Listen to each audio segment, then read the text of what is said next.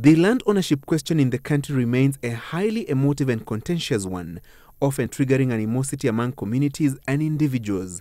Successive regimes unable to conclusively resolve historical land injustices, dragging back to 1895, when Kenya became a colonial protectorate. The government now embarking on an ambitious 5-year plan to resolve the long-standing land problem. It is time this matter, with all its complexities and sensitivities involved, is confronted and resolved. The Ministry of Lands and the National Lands Commission plans to use the Land Laws Amendment Act of 2016 to deal with historical land injustices.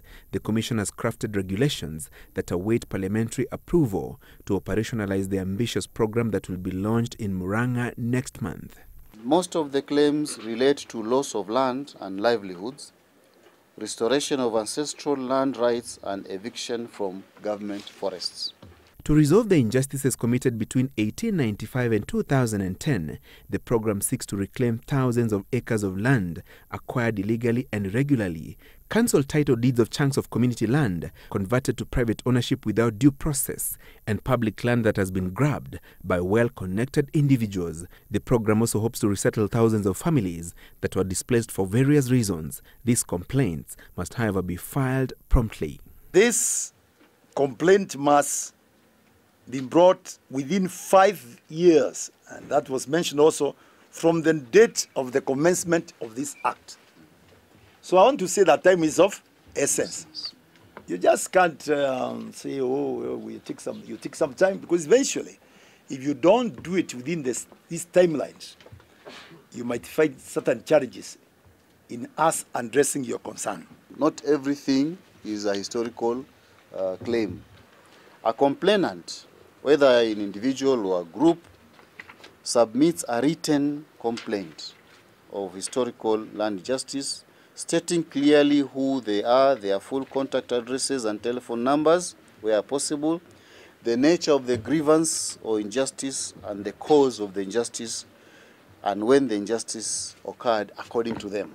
The government is, however, aware that it is walking a slippery route with obvious risks. One of them is political, which will be fought very hard. That I can tell you.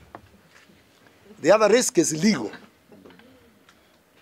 People shall be forever in court.